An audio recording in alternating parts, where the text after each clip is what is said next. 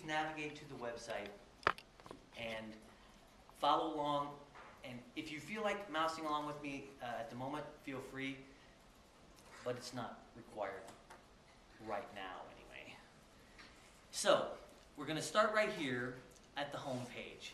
And you can see that the home page is kind of divided up into 4 main columns, okay?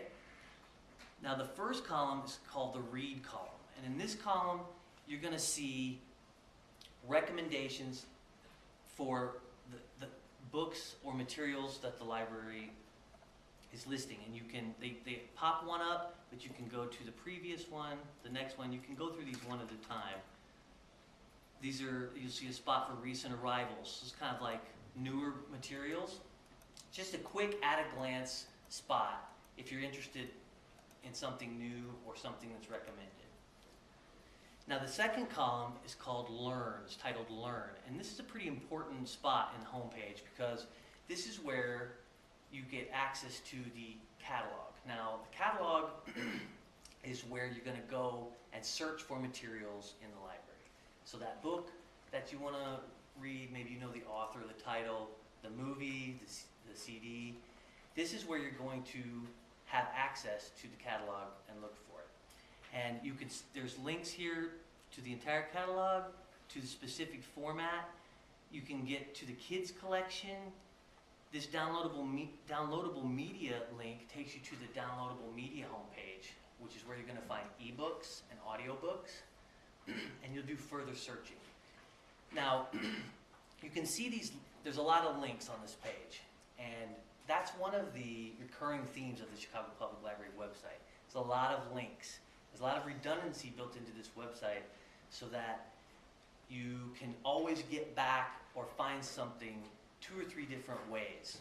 And it's kind of a good thing because that way you can feel free to just explore around and click on links, and you never know where you're going to end up, but you'll always know you can get back to the home page and find what you're looking for.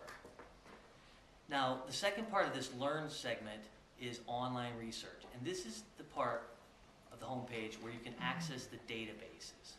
Now, again, if you already know the database that you're looking for, you can go to the A to Z alphabetical list. Or you can, if you click on one of these links, I'm going to quickly click on it so you can see. It groups, it presents links to you for the databases grouped by format and audience, like business directories or for kids or for teens. And it also has the databases grouped by research topic. So depending on how you're going about doing your research, these could be very helpful areas to get you started finding material. So I'm going to click the back button to go to the home page again, and I'm going to move on to the third column here. And the third column is Discover.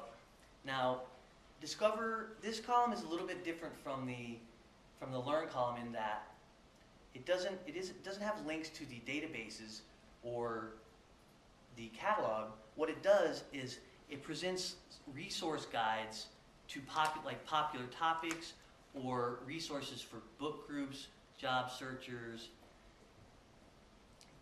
your information about your MyCPL, which pay attention to that MyCPL section because we're going to cover that in a little bit later.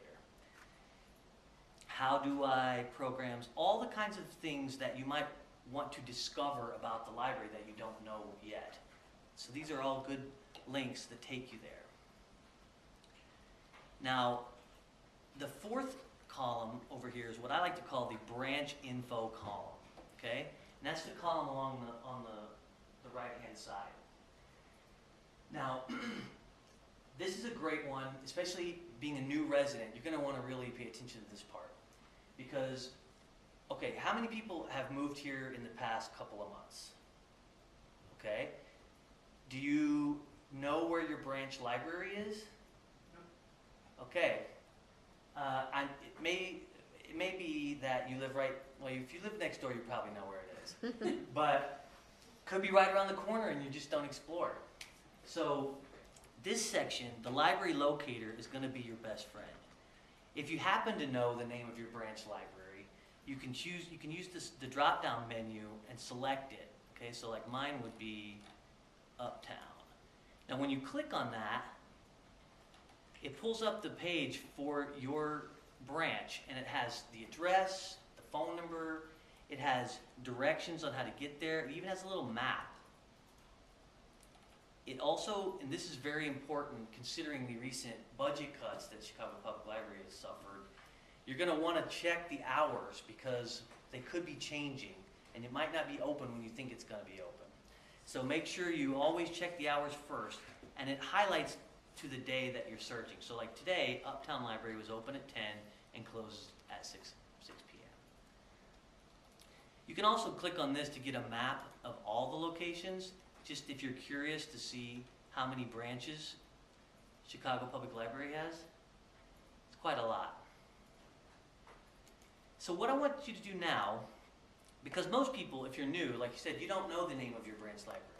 But this little search by zip code section is quite useful. Now, does everyone know their zip code? Okay. At this point, I would like you to put your zip code in and find your branch library.